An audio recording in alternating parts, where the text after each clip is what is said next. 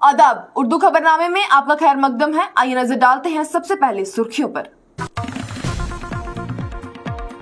Bharatiya Janata party के 9 साल पूरे होने पर कांग्रेस ने लगाई तनकीदों की झड़ी। ट्वीट कर राहुल गांधी बोले, देश में है महंगाई, नफरत और बेरोजगारी। प्रधानमंत्री जी, इन सब नाकामियों की लीजिए जिम्मेदारी।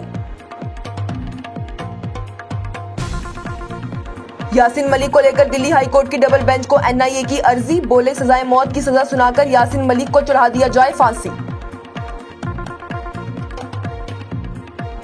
पाकिस्तान के साबिक वजीर आजम और पीटीआई सदर इमरान खान पर पाकिस्तानी सरकार का ताजा वार। नो फ्लाई लिस्ट में बीबी समेत नाम शामिल करके मुल्क से बाहर जाने पर लगा दी रोक। 28 मई को पार्लियामेंट की नई इमारत के इफ्तिताह को 20 सियासी जमातों ने किया बाइकॉट। बोले, वजीर आजम इफ्तिताह कर रहे हैं जबकि मुल्क की सदर को नहीं भेजा गया है न्योता।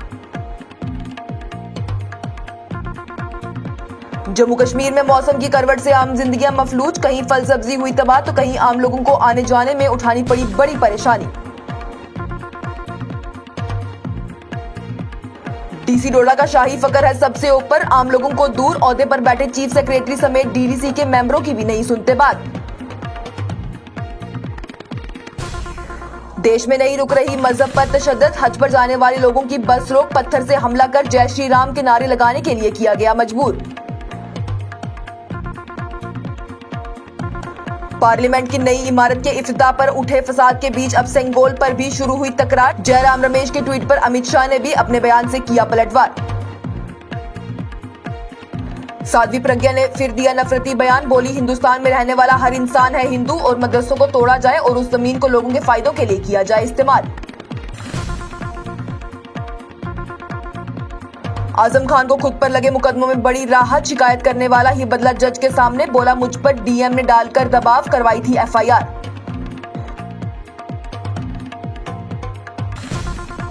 और G20 में श्रीनगर की शान शौकत के बाद अब सामने आई फिशरीज डिपार्टमेंट की सच्चाई की बात। डल लेक में पिछले कुछ दिनों में खत्म हो गई मछलियों की हजारों की तादाद।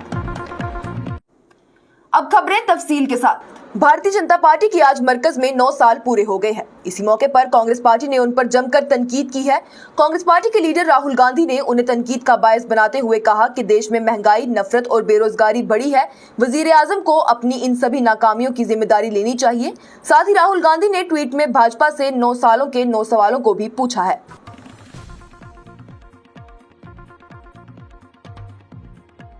यासीन मलिक पर लगे मुकदमों में आज दिल्ली हाईकोर्ट की डबल बेंच ने नेशनल इन्वेस्टिगेशन एजेंसी की पूरी बात सुनी और वहीं इस सुनवाई में एनआईए ने यासीन मलिक पर लगे मुकदमों को लेकर सुप्रीम कोर्ट से उनके लिए सजाए मौत का फैसला सुनाने की अपील की है। फिलहाल इस मामले में कोर्ट की जानिब से कोई फैसला नहीं सुनाया गया और इस मामले में जस्टिस सिद्धार्थ मृदुल और जस्टिस तलवंत सिंह की डिवीजन बेंच सोमवार को सुनवाई करेगी।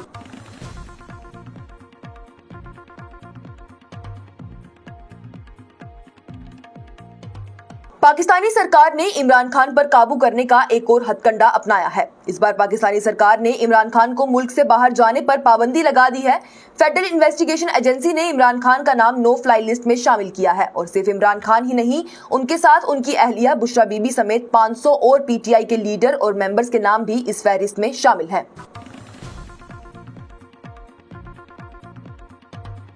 22 मई को पार्लियामेंट की नई इमारत के इफ्तिताह को 20 सियासी जमातों ने बाइकॉट किया है। इन जमातों में इंडियन नेशनल कांग्रेस, आम आदमी पार्टी, डीएमके समेत कई बड़ी पार्टियां शामिल हैं। सियासी जमातों का यह कहना है कि पार्लियामेंट की नई इमारत के इफ्तिताह में मुल्क की सदर को ना बुलाना मुल्क की बेइज्जती है, जिसकी वजह से वो इस तकरीब को बाइकॉट कर रहे हैं।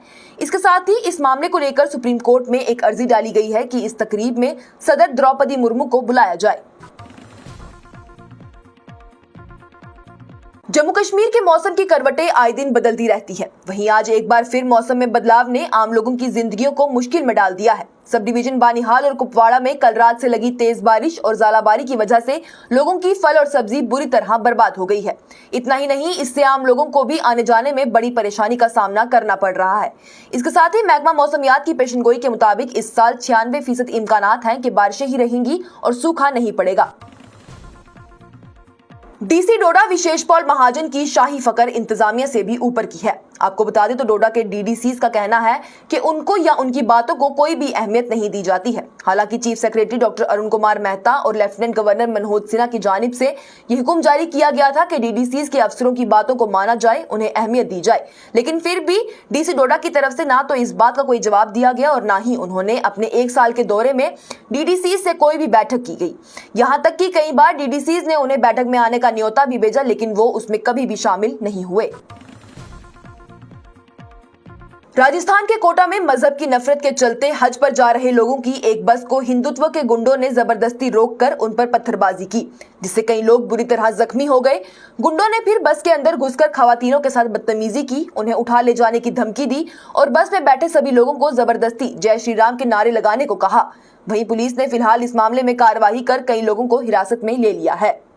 मेरे साथ ये आप देख सकते हैं, तकरीबन 21 से 22 साल की लड़कियां हैं। ये कुछ हमारी माओं के बराबर हमारी बहनें हैं। ये हमारे कुछ लोग हैं। ये हादसा कल कोटा के अंदर हुआ, जब कोटा से कुछ लोग अपनी बहन को, अपनी फूफी को, अपनी माँ को हज पे छोड़ने के लिए जयपुर जा रहे थे।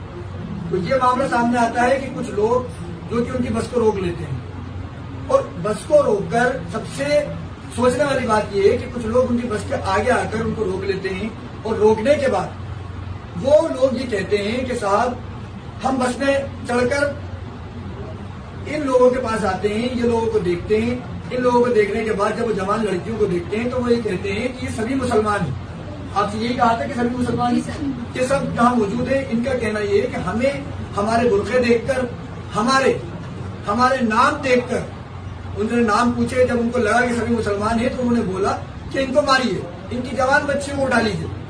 यहां तक कि इनको जीएसआर के नारे लगाने पर मजबूर किया गया। तो मेरी राज्य सरकार से ये मांग है कि इस मामले को फौरी तौर पर फौरन इस पर कार्रवाई की जाए।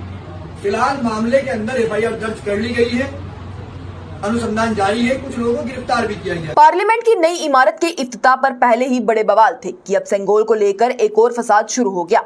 कांग्रेस पार्टी के सीनियर लीडर जयराम रमेश ने सेंगोल को लेकर कहा कि उसे माउंटबेटन ने पंडित नेहरू को दिया था और वो आजादी की अलामत है। इस बात का कोई भी पुख्ता सबूत नहीं है, ये सभी दावे झूठे हैं। वहीं उनके इस बयान पर पलटवार करते हुए union home minister Amit Shah ने कहा कि कांग्रेस पार्टी हिंदुस्तान की तहजीब और सकाफत के इतनी खिलाफ क्यों है। उन्होंने कहा कि पाक सेंगोल तमिलनाडु के पुरोहित ने पंडित नेहरू को दिया था, लेकिन कांग्रेस ने इसे एक छड़ी के तौर पर म्यूजियम में रखा हुआ है। भोपाल से भाजपा की सांसद साध्वी प्रज्ञा ने फिर से नफरती बयान देते हुए कहा कि हिंदुस्तान में रहने वाले हर इंसान हिंदू है और जो भी गैर कानूनी मदरसे हैं उन्हें तोड़कर उन जमीनों को लोगों के अच्छे के लिए इस्तेमाल किया जाए। उन्होंने कहा कि बांग्लादेशियों के बच्चे कभी भी देशभक्त नहीं हो सकते और मुसलमान हिंदुओं को वर्गला कर ले जा रहे हैं। इसके साथ ही उन्होंने ये भी कहा कि हिंदू लोग ज्यादा बच्चे पैदा नहीं कर रहे, अनाथ आश्रम से ला रहे हैं। एक सनातनी को ज्यादा बच्चे पैदा करने चाहिए।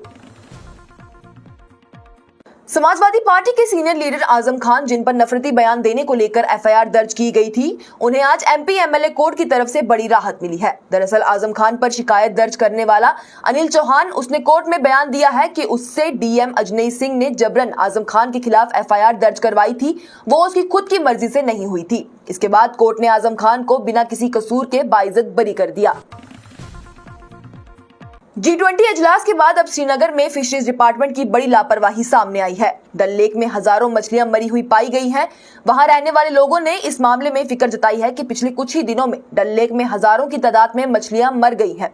इस मामले में फिशरीज डिपार्टमेंट के अफसरों का कहना है कि उन्होंने झील में जाकर सैंपल्स ले लिए हैं और वो इस वाकये के पीछे की वजह जानने की कोशिश कर रहे हैं। इसके साथ ही उर्दू खबरनामा हुआ इख्तिताम पजीर। दीजिए इजाजत। लेटेस्ट अपडेट्स के लिए देखते रहिए न्यूज इनसाइडर 24/7।